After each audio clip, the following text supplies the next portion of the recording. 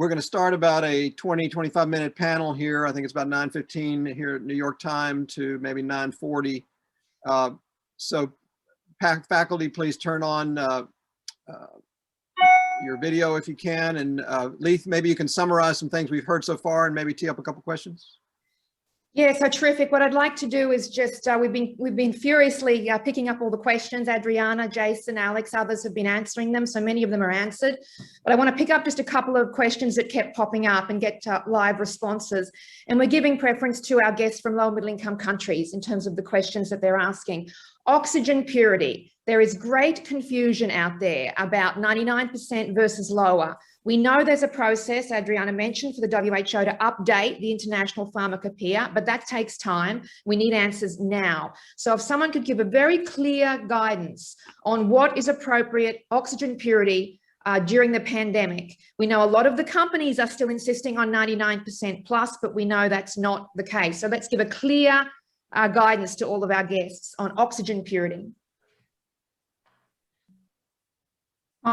Liz, I can say 96 plus minus 3%. So if you have 93, it works. So over 90, that can make it. What is really important is the purity. So it should not be having impurities because that is what really damages. So the industrial oxygen has other impurities and that's what really damages. But if you have a lower percentage of oxygen, it can go even lower to 86 and there will be no problem. It's the impurities that really matter. Paul, maybe you want to comment or somebody else? I don't have much to add on that answer. It's an excellent answer. But when someone takes a breath of oxygen supported, an oxygen supported breath, they entrain air from around them and it mixes. So when the air in their trachea that actually goes to their lungs is often with nasal cannula much lower than something like 99%. And the difference in terms of the oxygen that gets to their lungs when you're mixing it with room air between 99 or 96 or even something like 92 or 86 is not tremendous. So if you have the absence of impurity, the higher fraction of oxygen in the delivered air, the better, but there's no reason to not make it available to someone just because it's, say, 86%. Great, that's clear. So another question from Nepal. As countries, and Nepal is right in the hot spot here, as countries struggle to ramp up oxygen supply, they have choices. They have concentrators, they have liquid, not all of them, but many of them, and they have these PSA, VSA plants, oxygen generation plants. Question from Nepal, how does a country, I guess a Ministry of Health, determine the right mix? How should they be thinking about that? And what tools are available to help them? Who'd like to take that? Try to kick us off. It's a complicated Good for you, question. Jason. So there's a little bit of a discussion in another Q&A about what the drivers of cost are for some of the different supply options. And so it really comes down to a couple of key pieces, basically. It's the distribution of your demand within your overall health system. So if you have clusters of very aggregated demand for oxygen where the volumes are quite high in individual facilities or facilities that are in close proximity or kind of linked together by a strong transport network, the opportunity for having a hub, whether it's a very large PSA or a liquid storage facility that can kind of supply facilities in that cluster, are very good. Then you can realize economies of scale from centralizing that particular part of the production. And if you have an existing liquid supplier who's got free capacity, you ought to be able to negotiate with that supplier under the context of a longer term supply agreement with defined minimum volumes to get a good price, right? That's not usually the standard in a lot of countries because individual hospitals often procure their own oxygen. And that means that they're not signing a long-term contract. They don't benefit from those aggregate volumes. And this is part of the reason why in a lot of countries, I think the price of that bulk liquid oxygen is perceived to be very high because what individual hospitals will pay is quite high. The liquid piece, that's an option if you can aggregate volumes and then get into a contract that's longer term and use that to drive that price down. PSA plants, on the other hand, are going to be pretty cost effective where you don't have strong transport networks to your bulk liquid production sites. So if you have a cluster of demand that is, in a region that's not really connected very well, I don't know Nepal well, but let's say DRC, where you really have 3 centers of population in the country, none of which are really connected by very good roads. So you need to think about, how you set up for independence in those different regions because they each need their own supply, right? The other constraint with PSAs is your electricity costs, whether that's through a generator or through a solar installation or through your grid power.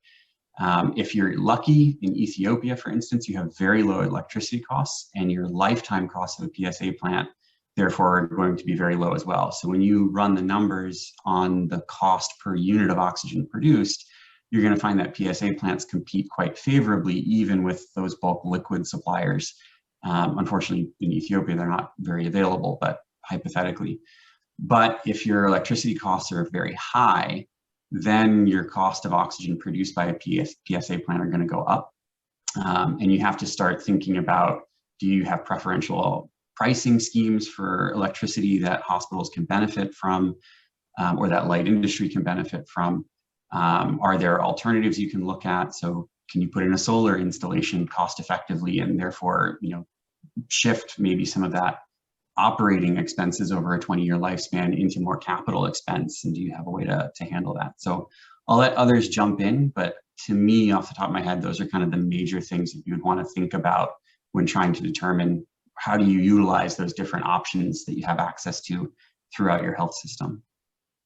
That was Jason Hodek from the Clinton Health Access Initiative, CHI. Anybody else would like to jump in on that? Yes, Jim? Please, I just want to add to what Jason said around PSA plants. We did a study last year with the Tuck School at Dartmouth, looking at costs of producing oxygen through PSA plants in Haiti. And what they found was that 70% of the cost of a cylinder was energy, because of it's the inverse of the situation in Kenya or Ethiopia, where you have very little grid and high costs. It's for generator. But we ended up using the study to get funding from the Kellogg Foundation for solar, and we're putting in a 100-cylinder a day plant, PSA plant, that will be completely solar powered, and the payback on the solar is three years, 2 months.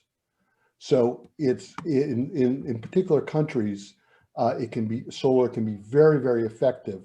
There's a large capital cost, but it's paid off very, very quickly, and that's going to drive the cost of the cylinders way down, and hopefully provide much more access in the public sector for oxygen in that region of Haiti. Thank you. Thanks, Jim. Let's keep moving to get some of these more questions in. So from Rwanda, biomedical engineers have to do a lot of different things and maintain a lot of different technologies.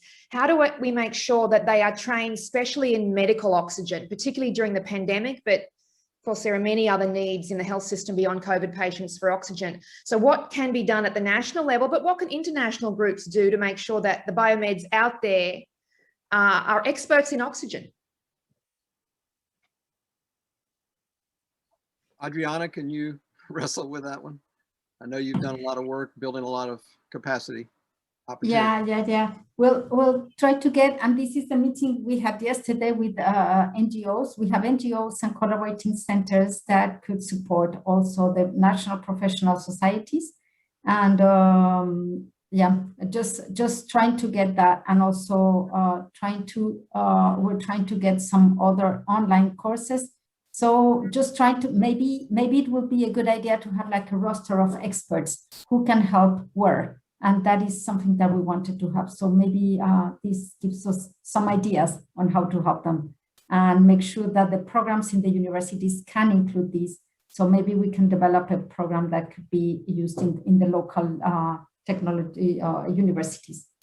Over. But let's brainstorm some ideas, Jim. Maybe you have, or others. Thank you. Well, and Lee, very quickly, I put in chat CEDs.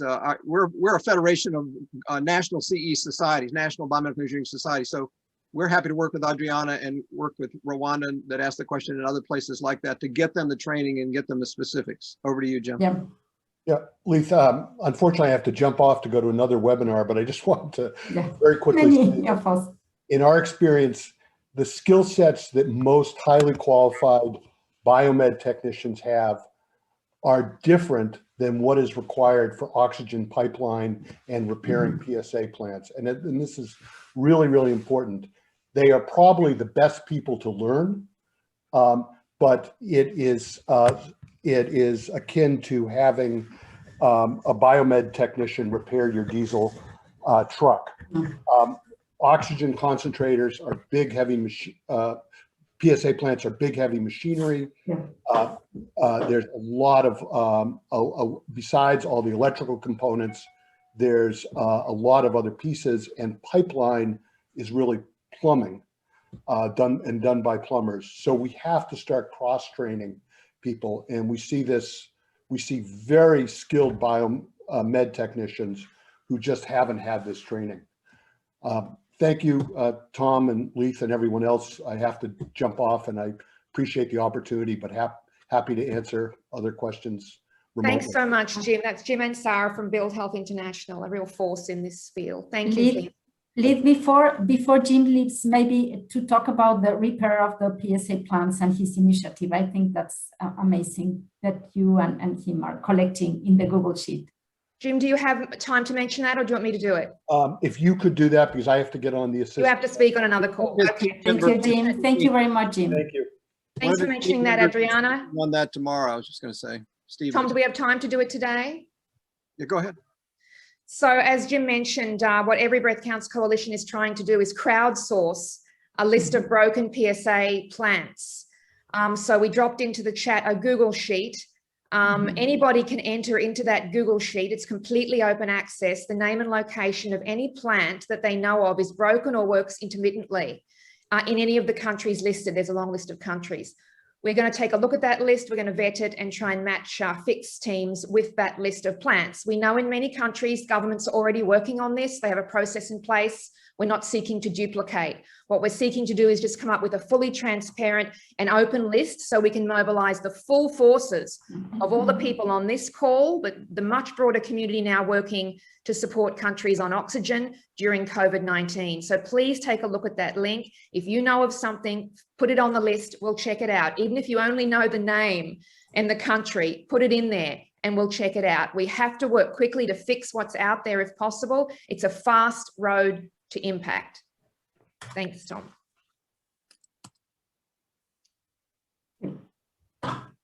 Other comments, questions? We've got about 10 minutes. Many people might need to drop I know out. that Elliot Sloan put many questions into the chat. He may want an opportunity to say something. Calroy, can you free Elliot's mic? And while that's happening, Dr. Elliot Sloan will be moderating tomorrow with Dr. Cesar Vieira, a clinician. So maybe tomorrow he can talk, please. So yeah, we may be able to push that question until tomorrow when he's online. It looks like I may have access. Go ahead, Elliot. All right, thanks. So the question, one of the big questions we have is the long-term sustainability of such systems in hospitals. And we've had this problem for decades with every kind of technology that we've provided, whether it's through aid programs or donations. And it's an important global dialogue to have so that the nations can have sustainable oxygen, testing, all the other health needs for supporting healthcare around the globe. We're not going to discuss that here in this, but you know, having sustainable oxygen services is a goal we all want to share, and really have to have a forum to work on the sustainability, because just like buying a car, just because you buy it, it doesn't mean you have the gasoline, oil, spark plugs, tires, brakes. And in the work we've done over the decades, we know that the acquisition and installation cost is only maybe 20 or 30% of the whole life cycle cost. Just want to put that on the table and see if any of you have had an opportunity to talk about how we might address that as a community. Adriana. What we're saying is for any of the Global Fund's requests for anything of the UNITAID or any donors, we are making the statement of sustainability, maintenance, warranties, spare parts, and training. So that is something that we are voicing it everywhere. And I'm using the iceberg picture, which you all know. It is to make sure that those costs will be there. So I am actually rejecting some of the proposals that are coming from countries because they didn't add the maintenance warranty. And so just to raise this issue. And yes, Elliot, we are very aware of that. We need to make many other people be aware of this. Over. That's a critical point. Thanks, Adriana. We have another question, important question from Kenya. It's not just PSA plants that are broken, but concentrators, oxygen concentrators. And he mentions lack of zeolite and other problems we know exist in many other countries. And the question is there a global process for helping countries fix broken concentrators? I've known of various initiatives. We'll try to find it to put that in this session tomorrow. No, if we can find it, Liv. And I'm just putting in the chat, there's a wonderful group working in Malawi called Open O2. They have an amazing model. There are some of them, yeah. Joseph, I don't know if you know them, but we can put you in contact with them. They have mobile vans that are traveling around Malawi, fixing concentrators. We can connect you with those. Leith, I want to mention a quick conversation that Dr. Sloan and I and Doug Call from Gates and Jitendra Sharma in India had this week. I mean, we all want to help India. Jitendra runs an organization, we'll share more about it tomorrow, AMTZ, Andhra Pradesh MedTech Zone, that makes medical devices in India. And they're making over 300 oxygen concentrators per day, but they have a limit on finding the zeolite and finding compressors. You know, that's part of the repair thing as well as the new device thing. But that is the problem. Gates is trying to help move the forces in the manufacturing world to help find those resources. So FYI. We are doing the same thing from WHO, trying to find out what are the elements that you need to repair them because they're not available. So we are forcing manufacturers to have more compressors and zeolite, but it's not available in the global market. Manufacturers want to help, but you know that's a particular choke point around concentrators. We have a specific question from Ethiopia. And it's a broad, someone can answer that specifically to Demaru Desta, but it's an important question. What do countries do to troubleshoot some of these urgent questions? Where can they go? Is there a place they can go either nationally, regionally, or internationally to get fast fixes or answers to some of these technical questions?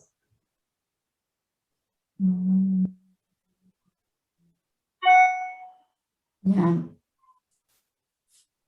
Liz, we were thinking yesterday, we were discussing about like a warm line or an open line to see how are we going to tackle all these questions, because we are receiving tons of questions and many of us will receive them IFMB or PATH or any others.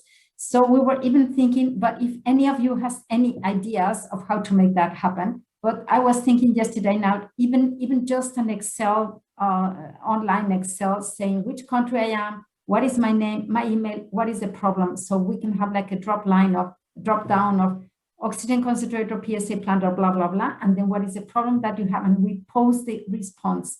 And once we post the response, anybody can look at it. So at least we can have some ideas on that so that everybody can have that information available. If anybody can think of other methods, let's find it. Because CED has a WhatsApp group of about 200 people from about 60 countries, so they can answer minute by minute questions. So that may be one of the mechanisms that we could use, something like that. That could be one, Tom, but we just want to know if the questions are repeated, how can we find it easy? Put them in buckets and anything that we can do to help that would be most welcome. And if we need funding for that, we might be able to find some to really develop that tool. Thank you. Okay, terrific. Tom, on time check for you. Time check. Yeah, one or two more at most. Most, because we all have to run. Okay, question about working with industry. So there's some questions about how effectively to work with industry at the local level. Clearly, there's liquid oxygen manufacturers, there's concentrator manufacturers, many of the multinational companies. What advice would you give for ministries of health in working effectively with companies at the national level, and what support can the international actors provide? Do you want to mention anything about your meeting with industry, and then I can comment something on the local? And we'll use that as the last two comments. That'd be great. Just a general comment, and I think Jason Hodek basically said this, it's industry that have the solutions here, not necessarily governments or NGOs or UN agencies. So at times like this, our relationships with industry are absolutely critical. So the Every Breath Counts Coalition is a public-private partnership. We have industry as full and equal members, and what we try and do is make sure industry is heard and has direct access to the various decision makers. So if you are finding you can't reach a company, anybody listening on the call today, or we can help connect you and make sure those conversations are held in a neutral space. So we are bringing industry together again on the 9th of June, the medical gas companies, as well as the concentrator manufacturers, the pulse oximetry manufacturers, and the PSA plant manufacturers. And we'll continue to do that all through the pandemic to try and make sure there's an open dialogue between the public health and the private health sectors. So that's all I needed to say about that, but there are others who may want to comment. Perfectly. On the WHO side, we're continuing to do the same thing. We started last year with the pandemic and the global supply network and the portal.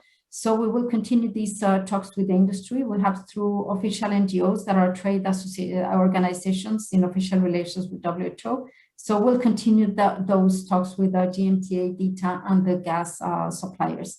So yes, and I think these are the kind of things that we can put in this group and chat so that we can inform everybody of the advancements that we do on this area on talking with the manufacturers, because they do have a lot of solutions of what we need. Thank you. So Leith and Adriana, great input. Any closing comments, Paul and Alex, before we disconnect right now?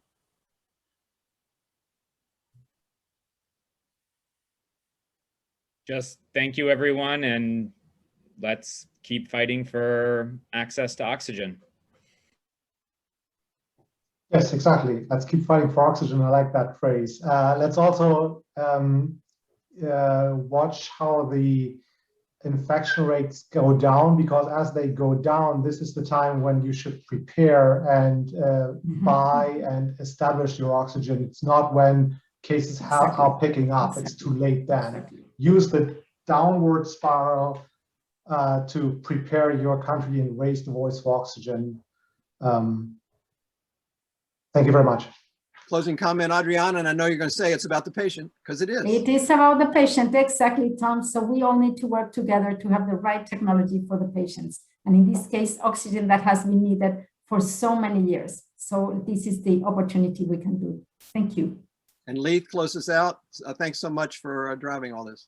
Well, you drove it, Tom. I want to thank you and your team, the Clinical Engineering Division of the International Federation of Medical and Biological Engineering, and of course, WHO, led by the extraordinary Adriana for so many years and such a prominent voice now with access to oxygen. I want to leave you with one comment, and it's really comes from our guests from low and middle income countries. What they're telling us is there are the twin catastrophes, and that's the language being used of COVID-19. The twin catastrophes are the combination of low access to oxygen, which is killing patients today and tomorrow, and potentially for months, and low vaccine coverage, which prolong the deaths. These two things together, surging oxygen need, which is unmet, and low COVID-19 vaccine coverage. This is the duo we need to defeat. We need to meet the oxygen need now and rapidly scale up vaccine coverage. The oxygen will prevent the deaths now, and the vaccine coverage will bend the curve on transmission